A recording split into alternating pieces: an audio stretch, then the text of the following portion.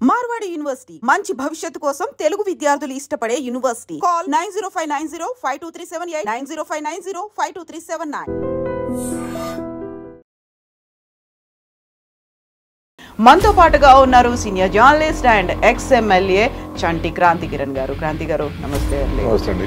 మావోయిస్టులని ఇంటర్వ్యూలు తీసుకున్నారు, శాంతి చర్చల్లో కీలకమైనటువంటి పాత్ర పోషించారు అండ్ ఛత్తీస్గఢ్ దాకా, ఒడిశా అడవుల దాకా, దండకారణ్యం దాకా వెళ్ళి వాళ్ళ ఇంటర్వ్యూలు మీరు తీసుకొని వచ్చారు. ఆల్మోస్ట్ ఒక 2 దశాబ్దాల క్రితం వరకు ఇది జరిగింది. ఇప్పుడు జరుగుతున్నటువంటి ఇన్సిడెంట్స్, ఇప్పుడున్నటువంటి సిచ్యువేషన్ ఎలా ఉంది అసలు? ఈ జనవరి నుంచే దాదాపు 100 మంది దాకా చనిపోయింటారు. ఇంతకుముందు కనీసం మీడియా అక్కడ పోయి కవర్ చేసేది. ఇప్పుడు అసలు అక్కడ ఏం జరుగుతుందో తెలియని పరిస్థితి అయితే ఒకటి మనకు కనిపిస్తుంది. ఇప్పుడు మీడియా చొరవ తీసుకోవట్లేదా? అక్కడికి వెళ్లేటువంటి పరిస్థితి ఇటు భద్రతా బలగాలతో పాటుగా అక్కడ ఉన్నటువంటి మావోయిస్టులు కల్పించట్లేదా? అలాంటి పరిస్థితే లేదా అసలు? మనం అక్కడ పోయి చొరవ తీసుకొని పోయి కవర్ చేసి మనం ఏమన్నా తీసుకోవడానికి అయితే నాకు తెలిసి నక్సల్స్ నుంచి అయితే ఎటువంటి ప్రాబ్లం ఉండదు. అయితే ఇప్పుడు పోలీసు అప్రాణలోకి పోయింది అది. ఎందుకంటే పోలీసులు మీరు అమిత్ షా మాటలు మనం వింటున్నాం కదా. 2026 మార్చి లోపలికల్లా మావోయిస్ట్ ఫ్రీ భారత్ చేస్తాము అనే లక్ష్యం వెరీ రీసెంట్ గా జరిగినటువంటి ఎన్కౌంటర్ తర్వాత 26 లోపే అయిపోతుంది. ఆ లక్ష్యాన్ని మేము నెరవేర్చుకుంటాం. ఇప్పుడు తుది శ్వాస పీల్చుకుంటున్నారు మావోయిస్టులు అనే మాట అమిత్ షా అన్నారు. ఇప్పటికీ వాళ్ళ ఎజెండా, వాళ్ళ మైండ్ సెట్ అలాగే ఉందంటారా? ఒక సిద్ధాంతం అండి, మావోయిజం అంటే ఒక సిద్ధాంతం కదా, వ్యక్తులు కాదు కదా. సపోజ్ మొత్తం చంపేసినా అనుకున్నాం అంటే పోతుందా?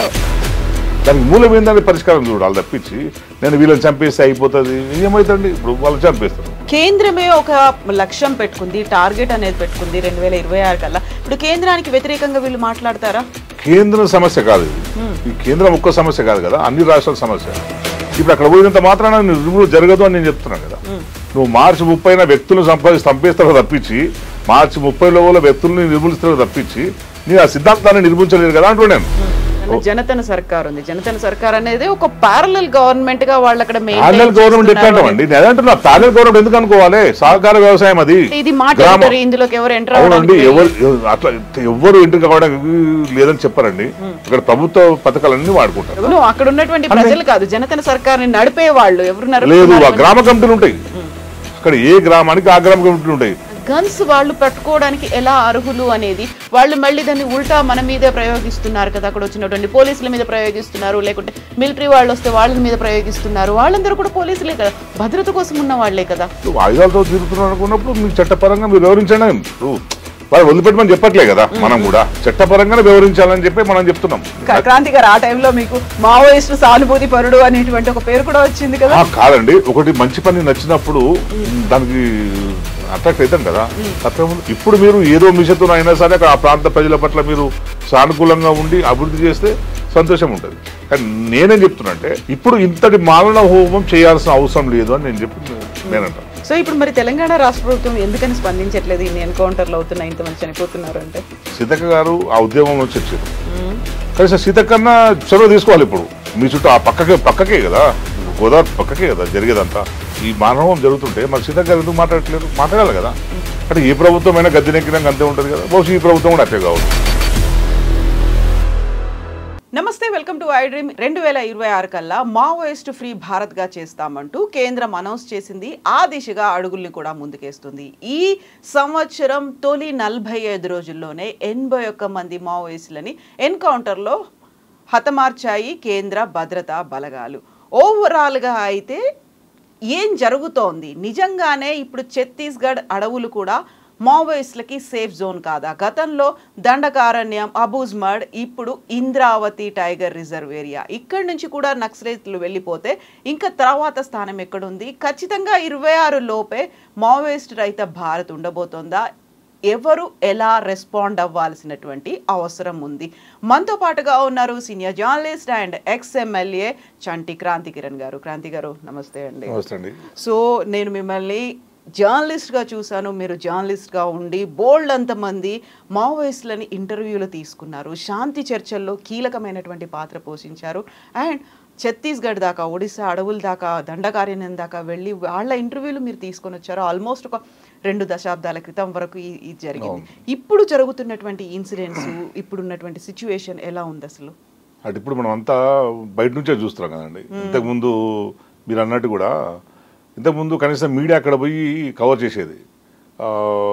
వాళ్ళు పిలిచినా పిలవకపోయినా ఏం జరుగుతుంది, ఒక ఇన్సిడెంట్ జరిగినప్పుడు, ఒక ఎన్కౌంటరో లేదనుకుంటే పోలీసులను వాళ్ళు చంపినప్పుడు, పోలీసులు వాళ్ళని చంపినప్పుడు, ఎప్పుడో సందర్భంలో అక్కడ పోయి అక్కడ పరిస్థితిని అంచనా వేసి ఒక రిపోర్టింగ్ చేసే పరిస్థితి ఉండేది.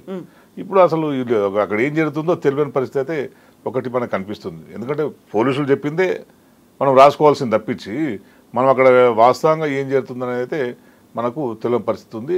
అయితే ఒకటి మనకు స్పష్టంగా కనిపిస్తుంది ఏంటంటే ఈ జనవరి నుంచే దాదాపు 100 మంది దాకా చనిపోయి ఉంటారు. 81 చెప్తున్నా కూడా 100 మంది దాకా జస్ట్ ఇంకో ఇది 2వ నెలనే కదా, 2వ నెల 1.5 మంతే. ఈ 1.5 మంత్లోనే 100 మంది దాకా చనిపోయిన పరిస్థితి ఉన్నది. ఎందుకంటే పేపర్లలో అప్పుడు చనిపోతారు ఒకసారి 80 మంది, ఒకసారి 10 మంది, ఒకసారి 11 మంది, ఇవి మొన్న 30 మంది, ఇవన్నీ లెక్కలు వేసుకుంటే 100 దాటిపోతుంది లెక్క. ఇవన్నీ 100 కంటే ఎక్కువ దాటిపోతుంది. సో మనం అక్కడ ఏం జరుగుతుంది అనేది మాత్రం ఎవరు అంచనా వేయలేరు. మనం ఒకటేంటంటే అది కూడా ఒక మన ప్రాంతమే కదా, అక్కడ ఉంటున్న వాళ్ళు కూడా మన ప్రజలే కదా, అక్కడ ఆదివాసీ ప్రజల జీవనం అక్కడనే ఉంటుంది. సరే మావోయిస్టులు కొందరు ఉండొచ్చు కానీ వాళ్ళ షెల్టర్ ఇంకో దానికో పోవచ్చు. కానీ ఈ నెపంతో ఇప్పుడు మరి ఆదివాసులు చనిపోతుర్రా, మావోయిస్టులు చనిపోతుర్రా ఏంది అనేది మాత్రం అంత కన్ఫ్యూజ్లో ఉన్నది. మీడియానే దాన్ని బయట పెట్టాల్సిన బాధ్యత అవసరం మీడియాకే ఉంటుంది, బాధ్యత మీడియాది అనుకుంటాను. ఎందుకంటే అప్పుడు మనం పోతుంటే పోయి తీసుకోవచ్చుంటివి, కానీ ఇప్పుడు ఆ మీడియా కూడా అటువంటి చొరవ తీసుకున్నట్టయితే కనిపిస్తలేదు. మెయిన్ స్ట్రీమ్ మీడియా అసలుకే మొత్తం సైడ్ అయిపోయింది. అంతో ఇంతే మనం చూస్తే మనము అక్కడిక్కడ కొన్ని వీడియోలు మనం వస్తే సోషల్ మీడియాల నుంచి మొన్న ఒక జర్నలిస్ట్ మిత్రుడిని చంపేసింది చూడండి. సో అతడు కూడా బహుశా సోషల్ మీడియాలోనే అన్ని దాన్ని పోస్ట్ చేసేవాడు. సో సోషల్ మీడియాలో అంతో ఇంత కొంచెం యాక్టివ్గా అక్కడ ఏం జరుగుతుందో బయటపడుతుందో తప్పించి మొత్తం మెయిన్ స్ట్రీమ్ మీడియా మొత్తం అసలు దండకారణ్యంలో ఏం జరుగుతుందనే విషయాన్ని మొత్తం వైండప్ చేసుకున్నట్టే మనకైతే అనిపిస్తుంది. సో అందుకే ఇక్కడ ఏం చేస్తాం కరెక్టే చెప్పలేము మనం. ఇప్పుడు మీడియా చొరవ తీసుకోవట్లేదా, అక్కడికి వెళ్ళేటువంటి పరిస్థితి ఇటు భద్రతా బలగాలతో పాటుగా అక్కడ ఉన్నటువంటి మావోయిస్టులు కల్పించట్లేదా, అలాంటి పరిస్థితే లేదా అసలు? అట్లా ఉండదండి. నేను అంటే రెండు రకాలుగా ఉంటుంది. ఒకటి ఏంది, నేను చాలాసార్లు లోపలికి పోయినాను, కొన్ని 10ల సంఖ్యలో పోయినాను నేను. ఎందుకంటే నేను ఒరిస్సా పోయినాను, నేను ఛత్తీస్గఢ్ పోయినాను, ఎంపీ వరకు కూడా కొన్ని సందర్భాల్లో పోయినాను. ఎట్లుంటుందంటే మన కాన్సెప్ట్ మనం స్టోరీ అనుకున్నాం అనుకోండి, మనం పోయి స్టోరీ చేసుకోవచ్చు, ఏముంటుంది, ఏం ప్రాబ్లం ఉండదు. నేను ఒక ఇన్సిడెంట్ చెప్తాను. ఆర్కే కొడుకు ఎన్కౌంటర్ జరిగిందండి. ఆర్కే కొడుకు ఎన్కౌంటర్ జరిగిన తర్వాత చాలా పెద్ద ఇన్సిడెంట్. ఎందుకంటే ఆర్కే కొడుకు దళంలో పోయిన విషయం ప్రపంచం తెలియదు. ఎందుకంటే ఆర్కే పార్టీలో ఉన్నాడు, ఆర్కే కొడుకు కూడా పార్టీలో ఉన్నాడు, తండ్రి ముందే కొడుకు చనిపోయిండు అని ఒక హృదయ విదారకరమైన పరిస్థితి కదా. సో దాన్ని స్టోరీ చేద్దామనే యాంగిల్లో నేను పోయినాను. అంటే వాళ్ళతో కాంటాక్ట్ లేదు. పోయిన తర్వాత ఫారెస్ట్లో పోతే వాళ్ళు అనుమానిస్తారు మనల్ని. అక్కడ నక్సలైట్ కాదు, అక్కడ ప్రజలు అనుమానిస్తారు. ఎందుకంటే అక్కడ ఉన్న వేరే వాళ్ళు ఎవరైనా వచ్చినారేమో ఏంది అనే వాళ్ళకు ఆందోళన ఉంటుంది. పోలీసులు వచ్చినరా లేదనుకుంటే స్మగ్లర్స్ వచ్చినరా, ఎందుకు వచ్చారు ఫారెస్ట్లోకి అని, బయట నుంచి ఎవరు వచ్చారు అనేది వాళ్ళు అన్నీ చెక్ చేసుకుంటారు. చెక్ చేసిన తర్వాత ఐడి కార్డు చూపెట్టి నేను ఇట్లా రిపోర్టర్స్ మేము 3 టీం వెళ్ళిపోయినాం, 2-3 ఛానల్స్ పోయిన తర్వాత వాళ్ళు అప్పుడు నమ్మి మాకు ట్రాక్టర్ ఇచ్చి అక్కడ తీసుకుపోయారు. ఎక్కడైతే ఎన్కౌంటర్ జరిగిందో అక్కడ తీసుకుపోయి మేము షూట్ చేసుకొని వస్తుంటే వాళ్ళు ఎదురు వచ్చారు మాకు. అంటే మాకు ఆపిర్రు, విలేజెస్ ట్రాక్టర్ ఆపేసినారు. వాళ్ళు ఆపేసి సార్ కొద్దిసేపు అయింది అక్కడ పోవద్దు సార్, ఎందుకు పోవద్దు అని మేము అన్నాం. అంటే అక్కడ దళం పోతుంది సార్, అక్కడ మీరు పోవద్దు అక్కడికి, వాళ్ళు వెళ్ళిపోయినాక మీరు పోవాలి అన్నారు. అంటే మాకు వాళ్ళతో మాట్లాడాలి కదా, మేము దీనికోసం వచ్చిందని మేము అసలు మేము వచ్చిందే స్టోరీ దానికోసము, మేము వాళ్ళతో మాట్లాడాలని మేము లేదు సార్ చంపేస్తారు కొత్తపోతే అసలు తెలియకుండా రావడమే తప్పు సార్, మీరు జర్నలిస్ట్ కనుక మిమ్మల్ని అక్కడ దగ్గర తీసుకుపోయినాము అని చెప్పి అన్నారు. సరే ఓ పని చేయి, మేము జర్నలిస్టులం అని చెప్పి మా కార్డ్స్ అన్ని ఎవరో వాళ్ళకు ఇచ్చిరండి, చూపించండి, మేము వేరే పోలీసులం కాదు, వేరే ఇన్ఫార్మర్స్ కాదు కదా అంటే వాళ్ళు తీసుకుపోయి కార్డ్స్ ఇచ్చారు. అప్పుడు మమ్మల్ని పిలిచి మాట్లాడారు, కానీ కొట్టి పంపలేరుగా మమ్మల్ని. సో ఇష్యూ జెన్యున్ అయినప్పుడు, పోయేవాళ్ళు జెన్యున్ అయినప్పుడు అటువైపు నుంచి అయితే నాకు తెలిసి నక్సల్స్ వైపు నుంచి ఎప్పుడు కూడా ఏ జర్నలిస్టులకు ఎక్కడ ప్రమాదం అయితే జరగలేదు. బస్ ఇంకా పోలీసుల వైపు నుంచి ప్రమాదం జరుగుతుందంటే పోలీసు కూడా కొన్ని సందర్భాల్లో నేను ఇంటర్వ్యూ వచ్చిన తర్వాత 2-3 సందర్భాల్లో ఇద్దరు పోలీస్ ఆఫీసర్ అన్నాడు, ఎక్కడ పోయినారో తెలుసు సార్ మాకు, ఏ లొకేషన్ పోయినారో మీరు మాకు తెలుసు, అని చెప్పి ఊరికే మరి నిజంగానే తెలుసా తెలియదా అని అట్లా ఊరికే అట్లా భయపెట్టిస్తుంటారు. సో ఇప్పుడు వాళ్ళు భయపడతారా? ఇంకోటి ఏమంటారంటే ఫస్ట్ మనకు భయం ఉంటుంది వెళ్ళే వాళ్ళకి. ఏంటంటే వెళ్ళిన తర్వాత ఇద్దరి మధ్య కాల్పులు జరిగితే మనం చనిపోతే పరిస్థితి ఏందని ఒక భయాందోళన కావచ్చు. సో ఆ భయాందోళనలో మరి పోవట్లేరా మరి ఏందా అనేది మరి పోయి ఇన్వెస్ట్ చేసే జర్నలిస్టుని బట్టి ఉంటుంది అది. అంత తప్పించి పోలీసులు వద్దన్నారు, లేదు మావోయిస్టులు వద్దన్నారు అనేది కాదు. మా పోలీసులు ఎప్పుడైనా వద్దంటారు. నాకు చాలా సందర్భాల్లో నేను ఇంటర్వ్యూకి పోయి వచ్చిన తర్వాత నీ ఇష్టం సార్, నెక్స్ట్ టైం నువ్వు పోయినావు అనుకో, ఏమైనా జరిగిందనుకో మీ ఇష్టం అని చెప్పాను. చాలా సందర్భాలు చెప్పినట్లా. ఒకసారి నేను టీవీ9లో ఉన్నప్పుడే నేను ఫారెస్ట్లోకి పోయినాను. నేను పోయిన విషయాన్ని నన్ను డ్రాప్ చేసిన డ్రైవరు ఎక్కడో గొడవ చేస్తే ఎక్కడ వచ్చినావు ఏంటంటే ఇక్కడ ఇలా డ్రాప్ చేసిపోయినా అని చెప్పి పోలీసులు చెప్పిండు. అప్పుడు ఆ డిఎస్పీ మా రూపేష్ గారికి ఫోన్ చేసాను, మేము లోపలికి పోయిండు, లోపల ఏం జరిగినా మాకు సంబంధం లేదండి అని చెప్పి, పలానా చోట ఉన్నాడు, పలానా చోటుకి పోతుండు, మేము మా ఫోర్స్ కూడా పోతుంది, వాళ్ళు వీళ్ళు గడ్డకాలు చేస్తే మీ వాడు ఇట్లా అయిపోతాడు. నేను బయటకు వచ్చినాక చెప్తున్నాను మా వాళ్ళు ఈ విషయాలు. సో అవన్నీ జరుగుతుంటాయి. మనం పోయే దాన్ని బట్టి మనకు ఉంటే తప్పించి మనం అక్కడ పోయి చొరవ తీసుకొని పోయి కవర్ చేసి మనం ఏమన్నా తీసుకోవడానికి అయితే నాకు తెలిసి నక్సల్స్ నుంచి అయితే ఎటువంటి ప్రాబ్లం ఉండదు. అయితే ఇప్పుడు పోలీస్ అప్రాండ్లోకి పోయింది అది. ఎందుకంటే పోలీసులు మీరు అమిత్ షా మాటలు మనం వింటున్నాం కదా, వాళ్ళని నిర్మూలిస్తాము, మార్చి నెల మొత్తం టార్గెట్ పెట్టారు. సో ఇప్పుడు అక్కడ ఏం జరుగుతుంది అనే విషయాన్ని కనుక మీడియా బయట పెడితే వాళ్ళకి ప్రాబ్లం అవుతాయి కదా. సో ఇప్పుడు మీడియాను మాత్రం అలో చేయకపోవచ్చు. ఎందుకంటే ఇంతకుముందు వరకు పోలీస్ క్యాంపులు తక్కువ ఉండేవి, దండకారణ్యంలోకి వాళ్ళు అడుగుపెట్టడం అనేది సాధ్యం కాదు. ఇప్పుడు దాదాపు 3 కిలోమీటర్లకు 2 కిలోమీటర్లకు ఒక దగ్గర క్యాంపులు ఏర్పాటు చేసుకున్నట్ట పోలీసులు. సో వాళ్ళు వాస్తవాన్ని బయటకు ఇస్తే కనుక బయట సమాజం తెలుస్తుంది, ఎంతమంది చనిపోయింది నక్సలైట్లా ఆదివాసీలా అనే విషయాన్ని బయటికి తెలిస్తే సమాజంలో బాగా గొడవ అవుతుంది అనే ఒక దాంతో వాళ్ళు మీడియాను కూడా అలో చేయకపోవచ్చు. మన ఒక మిత్రుడు అక్కడ పోయి రిపోర్టింగ్ చేసిన తర్వాత నేను అడిగినాను, లోపలికి వెళ్ళిందా అని. లేదు సార్, పోలీసు వాళ్ళు లోపలికి వద్దన్నారు. సో లోపలికి అలో చేస్తే కదా మరి ఏం జరుగుతుందో తెలిసేది. సో ఇప్పుడు వాళ్ళ విషయాలు బయటకు తీసుకొస్తే బాగుంటుంది. వాళ్ళ వర్షన్ ఎట్లా ఉందనుకుంటున్నారు? ఇప్పుడైతే చాలా క్లియర్గా ఒక ఎజెండా 2026 మార్చి లోపలికల్లా మావోయిస్ట్ ఫ్రీ భారత్ చేస్తాము అనే లక్ష్యం. వెరీ రీసెంట్గా జరిగినటువంటి ఎన్కౌంటర్ తర్వాత 26 లోపే అయిపోతుంది, ఆ లక్ష్యాన్ని మేము నెరవేర్చుకుంటాం. ఇప్పుడు తుది శ్వాస పీల్చుకుంటున్నారు మావోయిస్టులు అనే మాట అమిత్ షా అన్నారు. నిజంగా అటువైపు నుంచి వర్షన్ ఏమై ఉంటుంది? ఎందుకంటే మీరు వెళ్ళిన దగ్గరికి ఇప్పటికీ ఆల్మోస్ట్ ఒక 2 డెకేడ్స్ అవుతోంది కాబట్టి, సో అక్కడ నెంబర్ తగ్గిపోయి ఉంటుందా, లేకపోతే వాళ్ళ నుంచి ప్రెషర్ వస్తుందా, లేకుంటే మధ్యలో మీరు అన్నట్టుగా ఇన్ఫార్మర్లో వీళ్ళందరూ తయారయ్యారా? ఇప్పటికీ వాళ్ళ ఎజెండా, వాళ్ళ మైండ్ సెట్ అలాగే ఉందంటారా? అంటే వాళ్ళ ఆలోచన విధానం అట్టే ఉంటుంది కదండి. నువ్వు వాళ్ళు పోలీసులు వచ్చిరని చెప్పి మొత్తం ఐడియాలజీని వాళ్ళ ఆలోచన విధానాన్ని మార్చుకొని పోలీసులకు సరెండర్ అయ్యే పరిస్థితి అయితే ఉండదు కదా. సో వాళ్ళ ఆలోచన విధానం అట్లా ఉంది కనుకనే ఇంకా అంతో ఇంతో అక్కడ వాళ్ళు సస్టైన్ అవ్వగలుగుతారు. ప్రభుత్వం వాళ్ళని సీరియస్గా తీసుకుంటుందనే మనం అనుకోవచ్చు. అంటే ఇంకొకటి మీరు అన్నట్టు కూడా అమిత్ షా చెప్పినట్టు కూడా నువ్వు అది ఒక సిద్ధాంతం అండి, మావోయిజం ఒక సిద్ధాంతం కదా, వ్యక్తులు కాదు కదా. సపోజ్ మొత్తం వాడు చంపేసినా అనుకుందాం అంటే పోతుందా? ఇంకో దగ్గర వస్తుంది. ఇప్పుడు నీకు నక్సల్ బ్యాడ్లో బయలుదేరింది, నక్సల్ బ్యాడ్ నుంచి వచ్చి శ్రీకాకుళంలో నిర్బంధంతో తెలంగాణకు వచ్చింది, తెలంగాణ నుంచి ఆంధ్ర మొత్తం మళ్ళీ విస్తరించింది, ఇప్పుడు మొత్తం దండకారణ్యం పోయింది, కలకత్తా దాకా పోయింది మళ్ళీ. సో అది ఒక్కో దగ్గర నుంచి ఇంకో దగ్గరికి ఎక్కడో దగ్గర మొదలవుతుంది అది. దాన్ని అందుకే మూలాల్ని దానికి మూలం ఏందని పరిష్కారం చూడాలి తప్పించి నేను వీళ్ళని చంపేస్తే అయిపోతుంది ఏమవుతుంది. ఇప్పుడు వాళ్ళు చంపేస్తారు, మొన్న 30 మంది చనిపోయారు, ఇంకో దగ్గర 40 మంది చెప్తారు, రేపు ఇంకో 50 మంది చెప్తారు అనుకుందాం. సరే మార్చి 30 లోపల మొత్తం అందరినీ ఫారెస్ట్లో ఉన్న చంపేస్తారు అనుకుందాం. అంటే ఆ సిద్ధాంతం చనిపోదు కదా అంటున్నాను నేను. సిద్ధాంతం వాళ్ళైతే నమ్మినరు ఈ సమాజం ఎట్లా మారుతుందో వాళ్ళు రాజకీయ, అది కూడా రాజకీయ స్వేచ్ఛ కదా.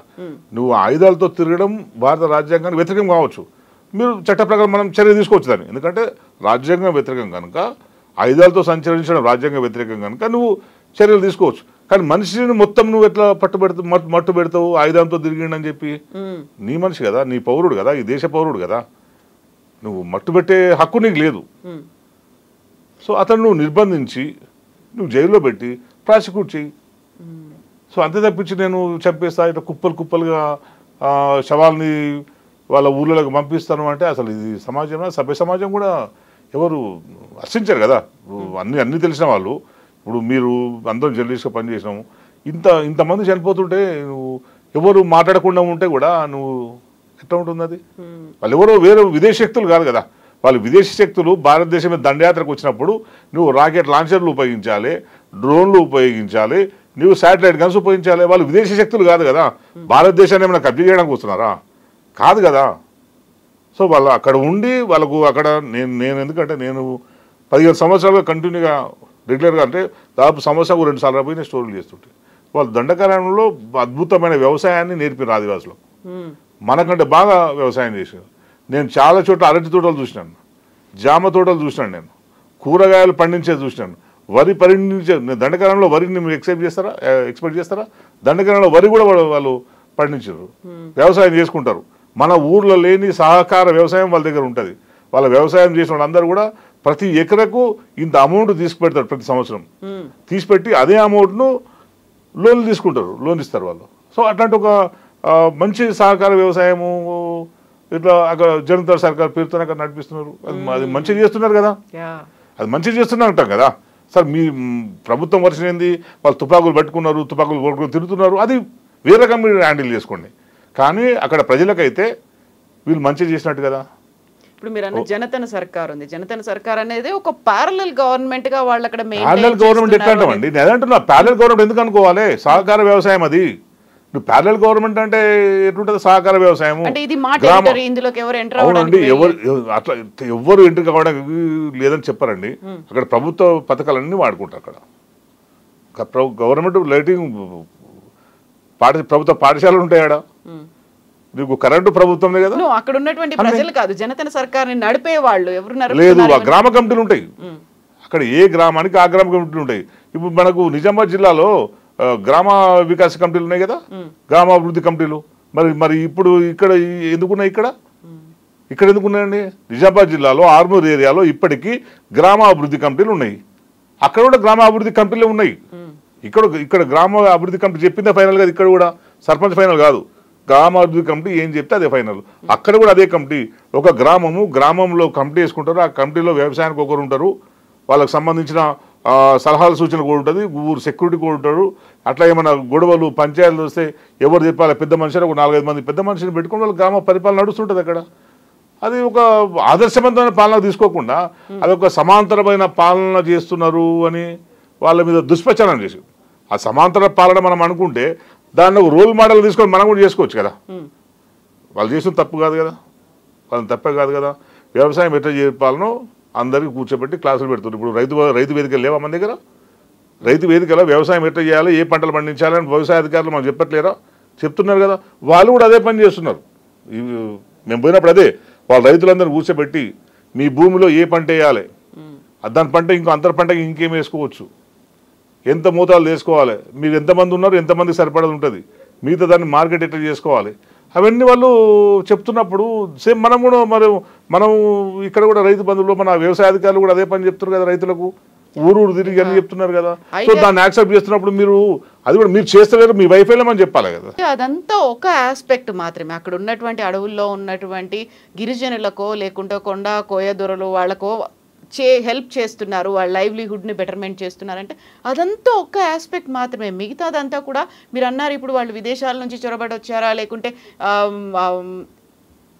సొంత మన సమాజానికి చెందిన వాళ్ళే, మన దేశం వాళ్ళే, వాళ్లకు గన్స్ ఉన్నంత మాత్రాన గన్స్ వాళ్ళు పట్టుకోవడానికి ఎలా అర్హులు అనేది వాళ్ళు మళ్ళీ దాన్ని ఉల్టా మన మీదే ప్రయోగిస్తున్నారు కదా. అక్కడ వచ్చినటువంటి పోలీసుల మీద ప్రయోగిస్తున్నారు, లేకుంటే మిలిటరీ వాళ్ళు వస్తే వాళ్ళ మీద ప్రయోగిస్తున్నారు. వాళ్ళందరూ కూడా పోలీసులే కదా, భద్రత కోసం ఉన్న వాళ్లే కదా. కరెక్ట్ అండి. భారత రాజ్యాంగం ప్రకారం ఆ పరిధిలోబడి మనం పనిచేసుకోవాలి.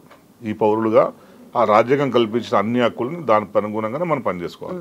ఇప్పుడు ఆయుధాలతో తిరుగుతున్నారు అనుకున్నప్పుడు మీకు చట్టపరంగా మీరు వివరించండి. ఇప్పుడు వాళ్ళు వదిలిపెట్టమని చెప్పట్లే కదా, మనం కూడా వాళ్ళు ఆయుధాలు తిరగనియండి అనేమి మనం చెప్పట్లేదు. చట్టపరంగానే వివరించాలని చెప్పి మనం చెప్తున్నాం. ఇప్పుడు వాళ్ళు ఆయుధ పట్టుకొని తిరిగినా కూడా ఎక్కడన్నా ఆదివాసులకు ఎవరైనా కంప్లైంట్ చేసిరా, మనకు మమ్మల్ని బెదిరిస్తున్నారు, తుపాకులతో బెదిరిస్తున్నారు, మాకని బెదిరించారండి, ఎవరైనా కంప్లైంట్ చేసిరా, మమ్మల్ని ఇక్కడ వచ్చి పారిపోమని చెప్తున్నారు అని చెప్పి ఎవరికైనా చెప్పారు. అటువంటి సంఘటనలు ఏం లేవు కదా. కాకుంటే చెప్తున్నారు వాళ్ళకి కావాల్సినటువంటి అభివృద్ధి, విద్య, వైద్యం అందకుండా చేస్తున్నారు. వీళ్ళంటూ ఒక పోలీసులు రాకుండా లేకుంటే అక్కడికి అభివృద్ధి రాకుండా, రోడ్లు రాకుండా, విద్యుత్ రాకుండా. కవిత గారు, నేను అబ్జర్వ్ చేసింది ప్రభుత్వం చేయని పనిని వాళ్ళు చేస్తున్నారు అక్కడ. కాకపోతే విద్యుత్ కావచ్చు, వైద్యం అనేది ఎలా ఇవ్వగలుగుతారు? అసలు ఎవరు ఇచ్చిరండి? ప్రభుత్వం ఇస్తుందా వాళ్ళకి వైద్యము? అందుకోసం అదే చెప్తున్నా నేను. వీళ్ళ దగ్గర ఇక్కడ వీళ్ళు రిక్రూట్ అయిన వాళ్ళు, వీళ్ళు మావోయిస్ట్ పార్టీ రిక్రూట్ అయిన వాళ్ళు, డాక్టర్స్ చదివిన వాళ్ళు కూడా ఉన్నారు. వీళ్ళు పోయిన తర్వాత వాళ్ళకి వైద్యం నేర్పారు. మూఢనమ్మకాలు ఉండేటోళ్ళు వాళ్ళు. మూఢనమ్మకాల నుంచి బయటికి తీసుకొచ్చి వీళ్ళే మందులు తీసుకుపోయి ఇక్కడ నుంచి వేరే వేరే పట్టణాల నుంచి మందులు తీసుకుపోయి వాళ్ళని కొందరికి ట్రైనింగ్ ఇచ్చి ఈ దోశ ఈ మంది ఇవ్వాలి, ఇంజక్షన్ ఇట్లా ఇవ్వాలని చెప్పి నేర్పి వాళ్ళకి వైద్యాన్ని నేర్పించిందే మావోయిస్టులు అండి. ఇంకా నువ్వు వైద్యం ప్రభుత్వం ఎక్కడ ఇచ్చింది? ప్రభుత్వం వైద్యం ఇస్తే మావోయిస్టులు దండకాలను ఎందుకుంటారు? అసలు ఉండకూడదు కదా. విద్య లేదు, వైద్యం లేదు. నేను చెప్తున్న పాఠశాలలు, ఆశ్రమ పాఠశాలలు, అద్భుతమైన ఆశ్రమ పాఠశాలలు. మేము పోయినప్పుడు వాళ్ళ సిలబస్ కూడా ఆ అంటే అమ్మ, వాళ్ళ ఆ అంటే అడవి. నువ్వు ఆ అంటే మనం అమ్మనే అంటాం, వాళ్ళు ఆ అంటే అమ్మ అంటారు. వాళ్ళు ఆ అంటే అడవి అంటారు వాళ్ళు. సో ఇట్లా చాలా రకాలు. నేను 4-5 సంవత్సరాలు కనుక నాకు గుర్తులేదు. ఆ సిలబస్ బుక్ చూసి నేను అసలు చాలా అయిపోయినా. నేను ఆ స్కూలు, ఆ పాఠశాల కాలబెట్టారు పోలీసులు. నేను ఆ కవరేజ్ కోసం పోయినాను. ఎగ్జాక్ట్లీ. ఇప్పుడు వాళ్ళెవరో చేసే బదులు ప్రభుత్వం తరఫున ప్రజలు ఎన్నుకున్న వాళ్ళం మేమున్నాము, మేము ఆ డెవలప్మెంట్ చేస్తాము, మీరు తుపాకీ పట్టుకొని బెదిరించి వాళ్ళని లొంగ తీసుకొని వాళ్ళకు మీరేదో మంచి చేస్తలేరనే కదా ప్రభుత్వం చేయడంలో. అదే ఉద్దేశం అంటే అదే ప్రభుత్వం చేయడం విఫలమైంది కనుక వాళ్ళు వచ్చింది. ఇప్పుడు చేస్తారంటే చెయ్యాలి కదా, మంచిదే, సంతోషం. ఇప్పుడు చేస్తారంటే చెయ్యాలి, ఎవరు దంటలేం కదా, సంతోషం కదా. ప్రజలందరూ కోరుకునేది అందరికి విద్య, వైద్యం అందరికి రావాలి, అందాల్సిందే కదా. అవును, సంక్షేమం అందరికి అందాల్సిందే కదా. కానీ అందుతలేదు కనుకనే ఆ సంక్షేమాన్ని వాళ్ళు అందించారు. స్వయం కృషితోనే వాళ్ళ సంక్షేమాన్ని వాళ్ళు చేసుకోవడం మొదలుపెట్టారు. వాళ్ళు మొదలుపెట్టిన తర్వాత ఇప్పుడు వీళ్ళు అలర్ట్ అయ్యారు. అరే వాళ్ళు చేస్తున్నారు, మేమెందుకు చేయలేము, వాళ్ళు చేస్తున్నారు కనుక వాళ్ళకి హీరోలు అయిపోయారు. అంతే కదా. ఇప్పుడు నక్సలైట్ మావోయిస్టులు పోయి దండకారణలకు పోయి వాళ్ళ వ్యవసాయం నేర్పిర్రు, విద్య నేర్పిస్తున్నారు, వైద్యం ఎట్లా చేసుకోవాలి నేర్పించారు. అయిపోయింది కదా. మనిషి బతకడానికి అదే పని అడవుల్లో కాకుండా బయటకు వచ్చి అందరి కోసం, సమాజం కోసం వాళ్ళు ఏ వాయిస్ వినిపించాలనుకున్నారో, వాళ్ళు ఏ మార్పులు రావాలనుకున్నారో అదే ఇక్కడ వాళ్ళు చూసుకోవాలండి. నేను మావోయిస్టులు వాళ్ళ నాకు సంబంధం అది వాళ్ళు చెప్పాలి. ఎందుకంటే మనకేందంటే అక్కడ పోయిన తర్వాత నచ్చిందండి. క్రాంతి గారు ఆ టైంలో మీకు మావోయిస్టు సానుభూతి పరుడు అనేటువంటి ఒక పేరు కూడా వచ్చింది కదా. కాదండి, ఒకటి మంచి పని నచ్చినప్పుడు దానికి అట్రాక్ట్ అవుతాను కదా, తప్పేముంది.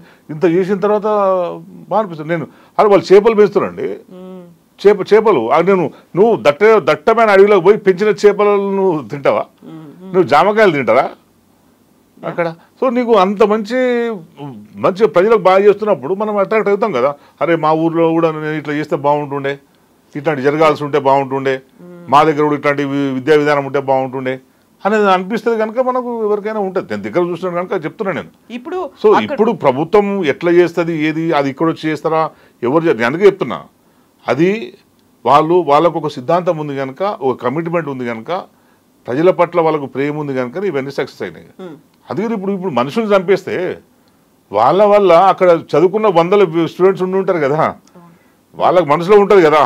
నేను ఊరికి అప్పుడప్పుడు పోయిన జర్నలిస్ట్ నేను కొంచెం వాళ్ళ పట్ల కొంచెం అరే బాగా చేస్తున్నాడు ఒక పాజిటివ్ దృక్పథం నాకు వచ్చినప్పుడు, కొన్ని వేల మంది ఉన్నప్పుడు అది ఇంకా బతిక ఉంటుంది అంటున్నాను. అయితే ఇప్పుడు మీరు బతికి ఉంటుంది అని చెప్పినప్పుడు కూడా అక్కడ వాళ్ళకి ఇంకెవరో వచ్చి చేసే బదులు ప్రభుత్వ అధికారులు అక్కడ మెరుగైన వైద్య సదుపాయాలు, దానికోసం బడ్జెట్లు, ఇంత అలొకేషన్లు పెట్టిన తర్వాత ఇంతకు మించి అక్కడ అభివృద్ధి జరుగుతోంది, ఇంతకు మించి మనకు వసతులు వస్తాయి అనుకున్నప్పుడు ఆ టర్న్ అనేది, ఆ షిఫ్ట్ అనేది ఇటువైపు వచ్చిందా?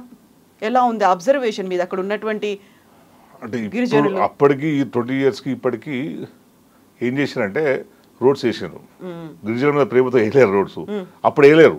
నక్సలైట్లు ఎక్కువ వచ్చినారు, నక్సలైట్లు ఎక్కువైపోతున్నారు. వాళ్ళ దగ్గర పోవడానికి దట్టమైన అడవే ఉంటుంది, రోడ్స్ లేవని చెప్పి వాళ్ళ కోసం రోడ్స్ వేసారు.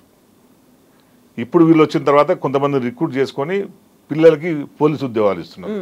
ఆదివాసీ పిల్లలకి వేరే ఉద్యోగాలు ఏమి ఇస్తలేదు, పోలీసు ఉద్యోగాలు ఇస్తున్నారు. సో అభివృద్ధి అనేది ఇప్పుడు ఈ రకంగా చూపెడుతున్నారు తప్పించి నిజమైన అభివృద్ధి అక్కడ చూపెడతలేరు. ఒకవేళ ఎక్కడైతే అభివృద్ధి జరుగుతుందో వాళ్ళు ఉండరు కదా, వాళ్ళు కోరుకునేది కూడా అదే కదా. ప్రజల సంపదని ప్రజలకు దక్కాలని చెప్తున్నారు కదా. నువ్వు వాళ్ళ కష్టానికి తగ్గ ఫలితం కావాలని వాళ్ళు అడుగుతున్నారు కదా. ఏమన్నా మొత్తం ఈ రాజ్యాన్ని మాకు ఇచ్చేయండి, ఈ ప్రైమ్ మినిస్టర్ సీట్ మాకు ఇవ్వండి, ఈ ఎమ్మెల్యే సీట్ మాకు ఇవ్వండి అని అడుగుతున్నారు. వాళ్ళు ఏం అడతలేరు కదా. ఏమన్నా అక్కడ పోటీ చేసి బస్సార్లో పోటీ చేసి మా గణపతి గారిని ఎంపీ గారిని నిలబెట్టుకోండి అని చెప్పి గెలిపించండి అని చెప్పి ప్రచారం చేస్తారు. వాళ్ళు అది చేయట్లేరు కదా. వాళ్ళు కావాల్సిన ప్రజల కోసమే మాట్లాడుతున్నారు వాళ్ళు. సో అందుకే ఇప్పుడు వాళ్ళను నిర్మించడానికి ఇవన్నీ సంక్షేమ పథకాలు అక్కడ చేస్తారు. సంతోషం కదా, చేయనియండి, మేము కాదంటలేము. ఇప్పుడు ఇప్పటి వరకు వాళ్ళను విస్మరించిన కనుకనే వాళ్ళకు నక్సలైట్ అంటే దేవులు అయిపోయారు. ఇప్పుడు మీరు ఏదో మిషతో అయినా సరే అక్కడ ఆ ప్రాంత ప్రజల పట్ల మీరు సానుకూలంగా ఉండి అభివృద్ధి చేస్తే సంతోషం ఉంటుంది. కానీ నేనేం చెప్తున్నా అంటే ఇప్పుడు ఇంతటి మారణ హోమం చేయాల్సిన అవసరం లేదు అని నేనంటాను. సార్ వాళ్ళు కూడా మన పౌరులు కదా, పిలిపించి మాట్లాడండి. 2 సార్లు చర్చలు చేసిండ్రు ఇక్కడ, ఒక ఏజెండాని వాళ్ళు పెట్టారు ప్రజల ముందుకు. ఇంకోసారి మీరు కూడా ఫైనల్గా ప్రయత్నం చేయండి. పోయింది ఏముంది, చంపడం ఎందుకు అంటాం. సార్ వాళ్ళ సిద్ధాంతం మంచుకున్న ప్రభుత్వం, అల్టిమేట్గా ప్రభుత్వమే కదా, ప్రజల కోసం చేయాల్సిందంతా ప్రభుత్వమే కదా. మంచి చెడు విద్య వైద్యాన్ని సంక్షేమాన్ని అన్నింటినీ చేయాల్సింది ప్రభుత్వానికి బాధ్యత. అందరం కూడా ప్రభుత్వం మీద డిపెండ్ అవుతాం. అందరం ఓటేసి గెలిపించుకుంటాం కనుక ప్రభుత్వం మీదే బాధ్యత అది. సో వాళ్ళకు కూడా ఒకసారి ఇంకోసారి డైలాగ్ ఓపెన్ చేసి నేను చంపేస్తా, మీ సంగతి చూసుకుంటా, మిమ్మల్ని అంతా చూస్తా అంటే నువ్వు అది పోదంటున్నా. నేను ఎవరు ఇనిషియేట్ చేయాలంటారు? గవర్నమెంట్ ఇనిషియేట్ చేయాలి. అంటే గతంలో శాంతి చర్చలు జరిగినప్పుడు మధ్యవర్తులు కొంతమంది ఉన్నారు. ఆ టైంలో కాల్పులు అనేవి జరగకుండా, ఎన్కౌంటర్లు అనేవి జరగకుండా ఇవన్నీ చూసుకుంటూ ఒక లిమిటెడ్ పీరియడ్ పాటు వాళ్ళని హైదరాబాద్కు తీసుకొచ్చారు. మంచి మర్యాదలతో గెస్ట్ హౌస్లో ఉంచారు.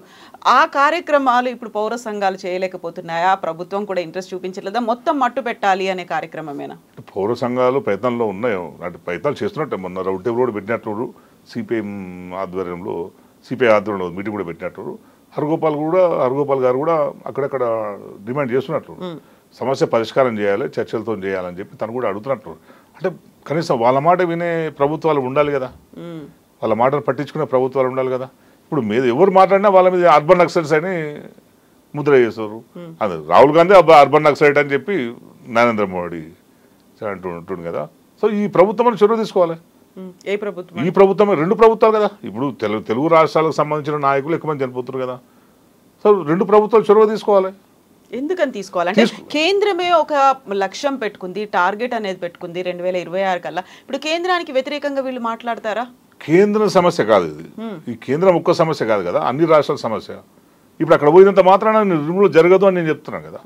నువ్వు మార్చి 30న వ్యక్తులను చంపేస్తారో తప్పించి, మార్చి 30లో వ్యక్తుల్ని నిర్మూలిస్తారో తప్పించి నీ ఆ సిద్ధాంతాన్ని నిర్మించలేరు కదా అంటూ నేను. అది ఇప్పుడు సజీవంగా ఉంటుంది. ఇంకో దగ్గర అది పాదరసంలో పాకుతూనే ఉంటుంది. అది సాధ్యం కాదు. అది అందుకే ఏంటంటే దానికి శాశ్వత పరిష్కారం కావాలంటే చర్చలతోనే సాధ్యం. ఈ ప్రభుత్వం ఉంది, నాకు తెలిసి ఈ ప్రభుత్వం ఉన్నది. వాళ్ళ సహకారం లేకుండా ఎవరు గెలవరు ఇక్కడ. వాళ్ళ సహకారం లేకుండా ఖమ్మం, ఆదిలాబాద్, వరంగల్ జిల్లాల్లో ఎవరు గెలవరు. వాళ్ళ సహకారంతోనే గెలిచినరు. ఎప్పుడు చెప్తున్నాను, కాంగ్రెస్ పార్టీలో ఉన్న వాళ్ళు కూడా ఇంక్లూడింగ్ సీతక్క కూడా ఎవరెవరైతే ఉన్నారో ఆ బార్డర్లో ఉన్న వాళ్ళు గెలవాలంటే మావోయిస్టు సహకారంతోనే గెలుస్తారు. 100% వాళ్ళ సహకారంతో గెలిచిన నేను అనుకుంటున్నాను. నాకున్న అనుభవం 100% చేయగలుగుతారు. 100%. ఆ ఓన్లీ పర్టికులర్ నియోజకవర్గాలు కాదు, రాష్ట్రంలో 20% ఓటింగ్ని వాళ్ళు ఇన్ఫ్లుయెన్స్ చేయగలుగుతారు. ఎందుకంటే వాళ్ళ క్రెడిబిలిటీ ఉన్నది. తెలంగాణలో ఏ జిల్లాలకు పోయినా, నువ్వు కోస్తా తీసుకున్నా కూడా, శ్రీకాకుళం తీసుకున్నా కూడా, అక్కడ వాళ్ళు పోరాటం చేసిన అనుభవాలు ఉన్నాయి. నీకు నల్లమల చుట్టూన్న జిల్లాలు తీసుకున్నా కూడా వాళ్ళ పోరాటాల వల్ల ప్రజలకు బెనిఫిట్స్ వచ్చినాయి, ప్రజలకు భూమి వచ్చింది, వాళ్ళకు ఉపాధి దొరికింది. వాళ్ళ పోరాటం వల్ల ఎట్లా బతుకోవచ్చు అనే ఒక అవగాహన వాళ్ళకు వచ్చింది. సో వాళ్ళ వల్ల చాలా ఇంపాక్ట్ పడుతుంది. మనకు కనపడకపోవచ్చు కానీ ఆ ఇంపాక్ట్ చాలా ఉంటుంది సొసైటీ మీద. సో ఇప్పటికి కూడా ఈ ప్రభుత్వం వీళ్ళే ప్రచారం చేసిండ్రు, ఈ ప్రభుత్వం ప్రజా వ్యతిరేక ప్రభుత్వం కేసీఆర్, ప్రజాస్వామ్య హక్కుల్ని కాలరాసిండు, మేము ప్రజాస్వామ్య హక్కుల్ని పునరుద్ధరిస్తాం, అన్ని రాజకీయ పార్టీల అభిప్రాయాల్ని గౌరవించి అందరికి స్వేచ్ఛ ఇస్తామని చెప్పి కాంగ్రెస్ పార్టీ తన ఎజెండాలు చెప్పింది. అన్ని రాజకీయ పార్టీల స్వేచ్ఛను రాజకీయాలు అన్నప్పుడు మావోయిస్ట్ పార్టీలు కూడా రాజకీయాలే కాకుండా అది తీవ్రవాద రాజకీయాలు అవుతున్నాయి కదా. మరి మీరు ఎందుకు వాళ్ళ సహకారం తీసుకున్నారు? ఎందుకు ఎలక్షన్ ఎందుకు సహకారం తీసుకున్నారు? ఇది మీరు అంటోంది కన్స్ట్రక్టివ్ గా చెప్తున్నారా, జస్ట్ లైక్ ఒక ఆరోపణ లాగా చెప్తున్నారా వాళ్ళ సహకారం తీసుకున్నారనేది? నేను నాకున్న సమాచారం చెప్తున్నాను. ఎందుకంటే ఒకటి ఏంటంటే వాళ్ళు కూడా ఏమనుకున్నారంటే కేసీఆర్ గారు పోతే మాకు కొంచెం డెమోక్రటిక్ స్పేస్ దొరుకుతుందేమో, ఇంతకంటే మంచి స్పేస్ దొరుకుతుందేమో అని వాళ్ళు కూడా ఊహించుకున్నారు. ఎందుకంటే కేసీఆర్ వస్తే కేసీఆర్ కూడా ఇలాంటి మైండ్ సెట్ తో, అంటే కేసీఆర్ గారు శృతి సాగర్ ఎన్కౌంటర్ తర్వాత తెలంగాణ కేసీఆర్ గారు ఏమైందంటే వాళ్ళకి పాపం కేసీఆర్ గారు అంటే మంచి అభిప్రాయం ఉండే. ఫస్ట్ ఎన్కౌంటర్ శృతి సాగర్ తర్వాత కొంచెం వాళ్ళు ఆలోచనలో పడ్డారా అంటే అంటే మనం ఎన్కౌంటర్ జరిగాయని చెప్పింది తెలంగాణలో ఎన్కౌంటర్లు జరగగానే చెప్పిన తర్వాత ఎంట్లు జరుగుతున్నాయని చెప్పి వాళ్ళు కొంచెం కేసీఆర్ పట్ల కోపంగా ఉన్నారు. ఎందుకంటే నేను కూడా అప్పుడు ప్రెస్ మీట్కి నేను కూడా పోయించాను, దానికి నన్ను కూడా ప్రెస్ మీట్ పిలిచారు. అప్పుడు చెప్పి ఇది తప్పు, ప్రభుత్వం కరెక్ట్ రూట్లో పోతలేదు, సేమ్ చంద్రబాబు రూట్లోనే పోతుందని అప్పుడు చెప్పారు. సో బహుశా నేను అనుకున్నది ఏంటంటే, నా అంచనా ఏంటంటే ఈ ప్రభుత్వం వస్తే, కాంగ్రెస్ పార్టీ వస్తే కొంచెం బ్రీతింగ్ స్పేస్ దొరుకుతుందేమో మా, కానీ వాళ్ళు ఎక్స్పెక్ట్ చేసి వీళ్ళకి సపోర్ట్ చేసినామో నేను అనుకుంటున్నాను. అయితే బహుశా నేను అథెంటిక్గా కొన్ని విషయాలు నాకు చెప్పలేం. కానీ ఇప్పుడు మీరు చెప్పినటువంటి ఈ మాటల్ని బట్టి చూస్తే ఇప్పుడు ప్రభుత్వంలో కీలకంగా ఉన్నటువంటి మంత్రులు ఆ బెల్ట్ నుంచి వచ్చిన వాళ్ళే ఉన్నారు కదా. ఆ మంత్రులు అంటే ఎమ్మెల్యేలుగా గెలవడంలో కూడా వీళ్ళు డైరెక్ట్ గానో ఇండైరెక్ట్ గానో అక్కడ ఇన్ఫ్లుయెన్స్ చేశారు, అంతేనా? 100% ఇన్ఫ్లుయెన్స్ చేశారు. వాళ్ళ ఇన్ఫ్లుయెన్స్ లేకుండా గెలవడం సాధ్యం కాదు. అందుకే నేను చెప్తుంది ఏంటంటే, సీతక్క గారు ఆ ఉద్యమం నుంచి వచ్చారు, కనీసం సీతక్కన్నా చొరవ తీసుకోవాలి. ఇప్పుడు మీ చుట్టూ ఆ పక్కకే కదా, గోదావరి పక్కకే కదా జరిగేదంతా. ఈ మానవం జరుగుతుంటే మరి సీతక్క గారు ఎందుకు మాట్లాడట్లేరు? మాట్లాడాలి కదా. సరే వదిలిపెట్టండి, ప్రభుత్వాన్ని సహకారం చేసినా లేదా ఒక మనిషిగా అండి, ఒక మనిషిగా తన ఆదివాసి బిడ్డ, నేను ఎక్కడో మా ఊరికి ఎక్కడో అదో దూరం, జస్ట్ నేను వాళ్ళని చూసి చదువుకొని పోయినందుకే, పాపం అడవికి 10 సార్లు పోయినందుకే ఆదివాసుల ప్రేమ బాగుంటుంది, వాళ్ళు అమాయకులు అయ్యో పాపం ఇట్లా అయిపోతుందని మనమే నేను నాలంటే మాట్లాడుకుంటున్నప్పుడు మరి మీకు ఇంకెంత బాధ ఉండాలి? మీకు ఉండాలిగా బాధ. ఆ బాధను మీరు ఎందుకు ఎక్స్పెక్ట్ చేస్తారు మీ ప్రభుత్వంతో? మీ ప్రభుత్వం వినకపోతే బహిరంగంగా చెప్పండి, సమాజం ముందు చెప్పండి, సమాజం వస్తుంది, సమాజం మీకు కూడా అండగా వస్తుంది. అట్లా చేస్తే మనం ఏమైనా ఈ మరణ కాండను మనం ఏమన్నా ఆపగలుగుతాం. మనం నేను చెప్పేది అదే, మీరు మావోయిస్టులు జాతికి వ్యతిరేకంగా ఈ దేశ ద్రోహంగా పనిచేస్తున్నారు అన్నప్పుడు మీరు శిక్షించండి 100%. మేము దానికి ఏమో వంటలేము. కానీ ఇట్లా బాంబులు వేసి నీకు డ్రోన్స్ పెట్టి నీకు డేగలతో నీకు స్పై చేసి ఇదంతా ఈ టెక్నాలజీ ఎవరి మీద ఉపయోగిస్తామండి? మనం శత్రు దేశాల మీద ఉపయోగిస్తాం. మనం డేగలు ఇంటెలిజెన్స్ కోసము వేరే శత్రు బార్డర్లో ఏం జరుగుతుందో కనుక్కోవడానికి ఇది చేస్తాం. రాకెట్ లాంచర్స్ శత్రువు వస్తున్నప్పుడు, బార్డర్ క్రాస్ చేస్తున్నప్పుడు శత్రు మీద మనం రాకెట్ లాంచర్స్ ఉపయోగిస్తాం. మనం డ్రోన్స్ ఎక్కడ ఉపయోగిస్తాం? డ్రోన్ ఫైరింగ్ కూడా మనం చూస్తున్నాం కదా. మనం ఆఫ్ఘనిస్తాన్లో కానీ, మన సిరియాలో కానీ, ఎక్కడెక్కడ ఏదో ఎన్ని దేశాల్లో మనం డ్రోన్స్ మనం వేరే దేశం మీద యుద్ధం చేస్తున్నాం కదా. వాళ్ళు మన పౌరులు కదా, మన రాష్ట్రం పక్కనే ఛత్తీస్గఢ్ రాష్ట్రం, అది Orissa border, Andhra Pradesh border, Telangana border. So ఇట్లా జరగడం కరెక్ట్ కాదనేది నా అభిప్రాయం. అందుకే నేను స్టేట్మెంట్ నాకు కూడా అది బాధ అనిపించింది. నేను స్టేట్మెంట్, అరే ఇంత దుర్మార్గం జరుగుతున్నప్పుడు ఇంత ఉన్న వాళ్ళు మాట్లాడాలి, ఇన్ని రాజకీయ పక్షాలు మాట్లాడాలి, దుర్మార్గం కదా అది. నిజం పట్టుకొని ఎన్కౌంటర్ చేయడమే తప్పు మనిషిని. నువ్వు ఇంత దుర్మార్గంగా చేస్తే, ఇంత మీరు అన్నట్టు అక్కడ ఆదివాసుల మీద పడుతున్నాయా బాంబ్స్? నిజంగానే వీళ్ళ మీద పడుతున్నాయా? ఎవరు తెలుసు అండి? తెలియదు కదా, నీకు నాకు తెలియదు కదా. అక్కడ ఏం చెప్తుందో మరి ఎవరు రిపోర్ట్ చేయాలి? ప్రభుత్వం చెప్పాలి. చనిపోయిన అందరూ డ్రెస్ చేసి అందరూ నక్సలైట్ అంటే నమ్ముతాం అంతే. మరి అక్కడ ఏం జరిగిందో నీకు నాకు తెలియదు కనుక వాళ్ళు 100 మంది చనిపోయారు, 100 మంది నక్సలైట్లు అని నువ్వు అలిగ్రీన్ చేసేస్తే నక్సలైట్లు అనుకుంటాం మనం. కానీ వీళ్ళు నక్సలైట్లు కాదు, నా బిడ్డలు, నా అన్న అని చెప్పి వాళ్ళు చెప్పే స్కోప్ ఎక్కడుంది ఆదివాసులు? ఆ స్కోప్ మనకి ఇవ్వాలి కదా. ఆ పరిస్థితి ఎక్కడ ఉంది ఇప్పుడు? ఆ పరిస్థితి కనిపించలేదు. అంటే నువ్వు అర్థమైందంటే నువ్వు ప్రజాస్వామ్య హక్కుల్ని ప్రభుత్వం హరించుకుంటూ వాళ్ళని చంపేస్తుందని అర్థం కదా. అయితే ఇప్పుడు సీతక్కతో పాటుగా రాష్ట్ర ప్రభుత్వం స్పందించాలి అంటే అక్కడ అవుతున్నటువంటి ఎన్కౌంటర్లు, దాడులు, ప్రతి దాడులని ఆపాలి అంటారా, లేదు శాంతి చర్చలకు పిలవాలి అని అంటారా? మీరు ఏం జరగాలంటారు? నేను వాళ్ళు కూడా సీజ్ ఫైర్ ఒప్పుకోవాలండి. అంటే మావోయిస్ట్ తరఫున మాట్లాడుతున్నాను, మావోయిస్టులు కూడా సీజ్ ఫైర్ ఒప్పుకోవాలి, ప్రభుత్వం కూడా సీజ్ ఫైర్ ఒప్పుకోవాలి. ఒకసారి కూర్చొని మాట్లాడుకుంటు. ఇప్పుడు ఇజ్రాయెల్ పాలస్తీనా కొన్ని రోజులు బీభత్సం కొట్టాడుకున్నారు కదా, కూర్చొని మాట్లాడుకోలేరా? ఇప్పుడు సీజ్ ఫైర్ అయింది కదా. నువ్వు 2 దేశాల మధ్యనే యుద్ధము అట్లా వాళ్ళు ముగించుకున్నప్పుడు మన మోడీ గారు చెప్పారు కదా, శాంతితో పరిష్కారాలు కావాలి తప్పించి, చర్చలతో పరిష్కారాలు కావాలి తప్పించి ఈ దేశాల మధ్య యుద్ధాలు జరిగితే ప్రజలకు నష్టం జరుగుతుందని మోడీ గారు చెప్పారు కదా. మరి నువ్వు వేరే దేశాల మధ్య యుద్ధాలు ఆపడానికి ఏమో ఒక రకంగా మాట్లాడతారు, ఇక్కడనే మన దేశ పౌరుల మీద మీరు యుద్ధం చేస్తారా? మీరు కరెక్ట్ కాదు కదా. మోడీ గారు ఇది కూడా మరి చూసుకోవాలి, ఇది కూడా మన పౌరులే కదా. సరే ఆయుధులతో పట్టుకున్నారు, దారి తప్పిరు అనుకుందాం, మీ భాషలో దారి తప్పిర్రు, చట్ట వ్యతిరేకంగా పోతున్నారు అనుకుందాం. వాళ్ళని ఎట్లా పట్టుకోవాలనో అట్లా ఆలోచించండి. పట్టుకోని పక్షంలో ఏం చేయాలని ఆలోచించండి. నువ్వు పోలీస్ మాన్యువల్, మిలిటరీ మాన్యువల్ ఉంటుంది కదా, ఏ ఉద్యమ నిరసనకారులతోని ఆందోళన చేసే వాళ్ళతో ఎట్లా బిహేవ్ చేయాలో ఒక ప్రోటోకాల్ ఉంటుంది కదా. ఇప్పుడు ఒక ధర్నా జరుగుతుంది, రాస్తారోకు జరుగుతుంది, లేదా పెద్ద నిరసన ర్యాలీ జరుగుతుంది. దాంట్లో ఎవరన్నా దాని ఎట్లా కంట్రోల్ చేయాలో మన ప్రోటోకాల్ ఉంటుంది కదా. వాళ్ళని కంట్రోల్ చేయాలి. ఎట్లా కంట్రోల్ చేయాలి? ఫస్ట్ వాటర్ కెనాన్స్ ఉపయోగించాలి, లేదా కూడా బాష్పవాయు వేయాలి, లేదా కూడా రబ్బర్ బుల్లెట్లు వేయాలి. ఇంతే కదా. అంతే తప్పించి నువ్వు కాల్చి చంపని చెప్పారు కదా. సరే తప్పని పరిస్థితి వస్తే మన ప్రాణాలు కాపాడడానికి కాల్చి చంపుతాం. కానీ నువ్వు ఏ ప్రోటోకాల్స్ పాటిస్తున్నారు? వీళ్ళు ఏది లేదు. మొత్తం వీళ్ళకు ఉన్న అన్ని పవర్స్, మిలిటరీకి ఉన్న పవర్స్ అన్నీ ఇప్పుడు ఛత్తీస్గఢ్లో ఉన్న మావోయిస్టుల ఏర్వేతకు ఉపయోగిస్తున్నారు. అంటే ఒక శత్రు దేశంలో ఉన్న శత్రు దేశ సైనికులు, శత్రు దేశ పౌరులు మన దేశం మీద దాడికి వస్తే ఎటువంటి వాటిని ఉపయోగిస్తామో అటువంటి వాటి అన్నిటి కూడా మన వాళ్ళ మీద ఉపయోగిస్తున్నారు. అదే అదే ఇప్పుడు మనం తప్పంటున్నాను. నేనైతే అది తప్పంటున్నాను. మీరు వాళ్ళను పట్టుకోండి, శిక్షించండి. మీరు ఎటువంటి శిక్ష, భారత రాజ్యాంగం ప్రకారం ఎటువంటి శిక్షణ వేసుకోండి. కానీ ఈ వాళ్ళని చంపే నెపంతో ఎంతమంది ఆదివాసులు చనిపోయారు చెప్పండి అంటున్నాను.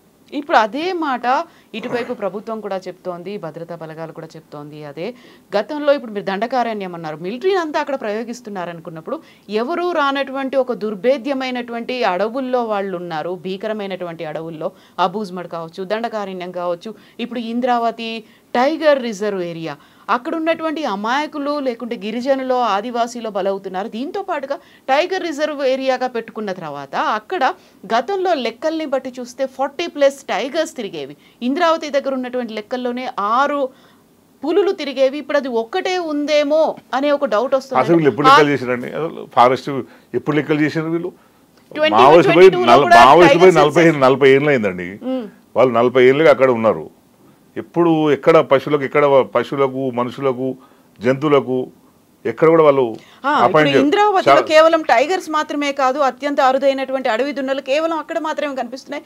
వాటికి కూడా అపాయం పొంచి ఉంది కాబట్టి దాన్ని ప్రొటెక్టెడ్ జోన్ లాగా మార్చుకోవాలి అనే మాట. అవును, కరెక్ట్. ఇప్పుడు వాటిని కాపాడాల్సిన బాధ్యత ప్రభుత్వం అంటే కాపాడినండి. నేను అదే చెప్తున్నాను. అసలు ఎన్ని ఉండే 50 ఏళ్ళకి ఎన్ని పులులు ఉండే, ఎన్ని చచ్చిపోయినాయి, ఎక్కడెక్కడ చచ్చిపోయింది, ఏమైనా డేటా ఉందా? వీళ్ళేమో చంపినరా?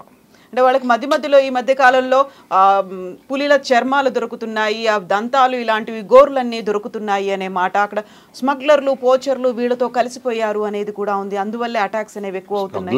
స్మగ్లర్స్ ఉంటారండి, స్మగ్లర్స్ చేస్తారు ఇవన్నీ. మావోయిస్టులు చేయరు కదా. స్మగ్లర్స్ ఇవన్నీ స్మగ్లర్స్ చేస్తారు, మావోయిస్టులు చేయరు కదా. సో చెప్తారు కదా, ఇప్పుడు ఆదివాసులు ఉంటారు కదా, వాళ్ళు అడిగితే చెప్తారు కదా అసలు ఎవరు చేస్తున్నారు అనేది. వాళ్ళకి తెలుసు కదా ఏ అడవిలో ఏ పులి ఉందా, సింహం ఉందా, జింకలు ఉన్నాయా, దుప్పిలు ఉన్నాయా, వాళ్ళ చుట్టూ పరిధిలో ఏమేమి ఉన్నాయో వాళ్ళు అన్నీ తెలుసు కదా. వాళ్ళు చెప్తారు కదా. మరి వాళ్ళు ఎక్కడ చెప్పలేరు కదా. మా ఊర్లో పులులు ఉండే నక్సలైట్గా పోయినాయి, సింహాలు ఉండే పోయినాయి. సరే పులులు సింహాలు రక్షిస్తామండి, కాదనిలేము. అంటే ఇప్పుడు పుల్లు సింహాల కోసం ఉన్న పౌరులను చంపుకుంటామా? చంపుకోలేము కదా. వాళ్ళ కోసం ఆదివాళ్ళు చంపుకుంటామా? చంపుకోలేము కదా. అదే అండి, ఆ యాక్టివిటీ ఎక్కువైతే కంట్రోల్ చేసుకోమని చెప్పండి. కంట్రోల్ బాధ ప్రభుత్వం అన్నట్టు. నేను కూడా ఎక్స్ట్రీమ్ యాక్టివిటీ ఉంటే, మీ చట్టానికి వ్యతిరేకంగా ఉంటే, మన చట్టానికి వ్యతిరేకంగా ఉంటే దాన్ని కంట్రోల్ చేసుకోవాల్సిన బాధ్యత ప్రభుత్వాన్ని. ఇట్లా ఇష్టం వచ్చిన రీతిగా ప్రవర్తించడం కాదు కదా. ఇప్పుడు నువ్వు ఈ సభ్య సమాజంలో ఎన్ని ఎక్స్ట్రీమ్ యాక్టివిటీ జరుగుతలేదు, ఎన్ని జరుగుతలేవండి. నువ్వు పురుల గురించి సింహాల గురించి మనం మాట్లాడుతుంటే ప్రజల సంపద అంతా దోసుకొని పోతుంటే ఈ చూస్తున్నాం కదా, టెండర్ల పేరుతోని కమిషన్లు ఎక్సైజ్లు వేసుకొని ఇంత ప్రయోజనం దోచుకుంటూ పోతుంటే ఇవన్నీ వదిలిపెట్టి కూడా పులి పోయింది, సింహం పోయింది, దానికి నక్సలైట్ల కారణం వాళ్ళని నేను వేసేస్తాను అంటే అది కాదు కదా. సో నువ్వు దానికి దేనికైనా ఒక పరిష్కారం ఉంటుంది. నువ్వు దానికి ఓ ఫెన్సింగ్ వేయండి, ఒక బార్డర్ వేయండి, కట్టడి చేయండి, వాళ్ళను మెల్లమెల్ల కట్టడి చేసుకుంటూ పోండి. అక్కడ రారు కదా. మీరు పోయి ఒక దగ్గర ఫెన్సింగ్ వేసుకుంటే అక్కడ రారు, ఇంకో దగ్గర వేసుకుంటూ పోతారు. మెల్లమెల్ల కట్టడి చేసుకుంటూ పోయిన అనుకోండి, వాళ్ళే పారిపోవచ్చు కదా ఎక్కడన్నా. సో ఏదైనా జరగవచ్చు కదా. దానికి కానీ చంపడం ఒకటి పరిష్కారం కాదంటాను. నువ్వు ఏది ప్రభుత్వం ఏది చట్టపరంగా ఏది చేద్దామన్నా వ్యతిరేకం కాదు, కానీ చంపడం ఒక్కటే పరిష్కారం కాదు. గత సంవత్సరం చూస్తే 220+ మావోయిస్టులు ఎన్కౌంటర్లు కావచ్చు, మిగతా దాంట్లో చనిపోతే ఈసారి 81 మంది ఇప్పటిదాకా చనిపోయారు అనేది నక్సల్స్ ఏరివేతలో 2026 వరకు చాలా కీలకం కాబోతోంది. అదే పనిలో కేంద్ర ప్రభుత్వం ఉంది, అక్కడ ఉన్నటువంటి బలగాలను కూడా మోహరించింది. మీరన్నట్టుగా అక్కడ ఏరివేత అనేది అవుతే అక్కడ ఉన్నటువంటి వ్యక్తులు పోతారేమో, సిద్ధాంతం ఉంటుంది అన్నారు కదా. ఆ సిద్ధాంతం ఏం చెప్తోంది? సిద్ధాంతం ఒక తీవ్రవాద ఆలోచనలతో ఉంది కదా అనేదే. ఏది తీవ్రవాద ఆలోచనతో లేదండి. వాళ్ళు తుపాకు పట్టుకుంటే సార్ నేను ఆ చర్చలకు నేను ఎందుకంటే ఆ చర్చలకి మీరు నేను పోలే కానీ నేను చెప్తున్నాను ఎందుకంటే మీరు అందులో మధ్యవర్తిత్వం నాకు వహించిన నాకు నాకున్న అనుభవంతో ఎందుకంటే నేను నక్సల్బరి నుంచి శ్రీకాకుళం నుంచి మళ్ళీ తెలంగాణ సాయుధ పోరాటం మళ్ళీ తర్వాత ఇక్కడ ఉత్తరాంధ్రలో జరిగిన పోరాటాలు కావచ్చు మళ్ళీ నల్లమల్ల తర్వాత మళ్ళీ తెలంగాణలో ఈ పీపుల్స్ వారు మావోయిస్ట్ పార్టీ ఇవన్నీ ఒక దగ్గర పోయిన తర్వాత ఒక్కొక్క పాకెట్లో విస్తరించింది కదా దాన్ని బట్టి మనం అందే అనుకోవాలి కదా ఎక్కడి నుంచి పోయి నువ్వు నక్సల్బరి నుంచి పోయి మళ్ళీ నక్సల్బరి దాకా వచ్చింది రెడ్ కారిడార్ నక్సల్బరిలో అప్పుడు ఎన్కౌంటర్ అయ్యి అంతా అయిపోయిన తర్వాత మళ్ళీ శ్రీకాకుళం వచ్చింది కదా శ్రీకాకుళం నుంచి వచ్చిన తర్వాత మళ్ళీ తెలంగాణకు విస్తరించింది తెలంగాణ నుంచి మళ్ళీ శ్రీకాకుళం నుంచి రెడ్ కారిడార్ ఒరిస్సా బీహార్ ఇదంతా రెడ్ కారిడార్ మళ్ళీ పశ్చిమ బెంగాల్ దాకా పెద్ద కారిడార్ వాళ్ళది ఏర్పాటు చేసుకుని కదా సరే పోయిన తర్వాత పోద్దనుకుందాం మళ్ళీ ఇంకో కారిడార్ ఇంకో దగ్గర విస్తరిస్తుంది అంటున్నాను నేను ఎందుకంటే దాంట్లో ఉన్నది ఏంటంటే వాళ్ళు చెప్పేది ఏంది నువ్వు మనిషి గౌరవప్రదంగా బతకాలి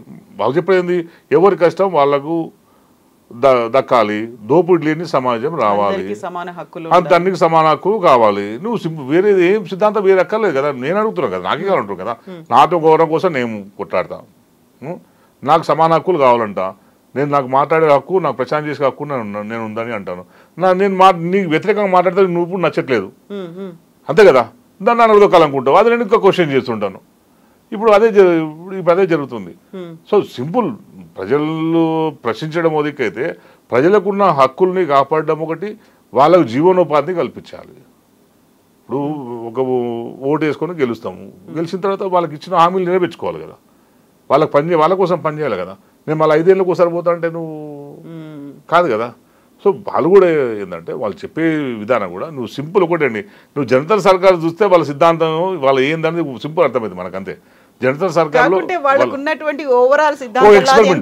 ఒక ఎక్స్పెరిమెంట్ అది అంటే ఒక జీవన విధానాన్ని అలవాటు చేసిన వాళ్ళు అదొక మనిషి ఒక గ్రామము ఎట్లా స్వయంగా ఎట్లా బతకొచ్చు ఎట్లా స్వయం సమృద్ధి సాధించవచ్చు అనేది ఒక ఎక్స్పెరిమెంట్ అది సో నువ్వు దాన్ని కనుక మనం అన్ని గ్రామాలు చేసుకుంటే నీకు ఏం అక్కర్లేదు అది నీకు ఏ పోరాటం అక్కర్లేదు ఏ విప్లవం అక్కర్లేదు నువ్వు ఏ ఎలక్షన్ ఏమి అవసరం లేదు కదా మరి అదే చేసుకోవచ్చు కదా అదే చెప్తున్నారు కదా వాళ్ళు తుపాకులు ఎక్కడ పట్టుకున్నారు వాళ్ళు మనం మొత్తం చరిత్ర నుంచి చూసుకుంటే కూడా వాళ్ళు తుపాకులు పట్టుకుంటారని నక్సలైట్లు కాలేరు కదా భూస్వాములు పోరాటం చేస్తున్న క్రమంలో భూస్వామి దగ్గర తుపాకులు కదా భూస్వాములు పోలీసుల దగ్గర తుపాకులు కదా అధునాతనమైనటువంటి ఆధునిక టెక్నాలజీ అన్ని పోలీసుల నుంచి గుంజుకున్నాయండి నాకు తెలిసి అన్ని నా ఇనిషియల్ స్టేజ్లో అన్ని పోలీసుల నుంచి తీసుకున్నాయి ఇప్పుడు గడిల మీద దాడులు చేసినారు గడిల మీద దాడులు చేస్తే వాళ్ళు తుపాకులతోని ఉద్యమకారుల మీద వాళ్ళు తెలంగాణ సాయుధ పోరాటంలో తుపాకులు ఎక్కడి వాళ్ళతో లేవు కదా గడిల నుంచి తీసుకొని తర్వాత వాళ్ళు తీసుకొచ్చి నమూనా తయారు చేసుకొని పోరాటం చేసింది ఇప్పుడు వాళ్ళు కూడా అట్లా చేసినారు ఒక పోరాటం జరుగుతున్నప్పుడు దానికి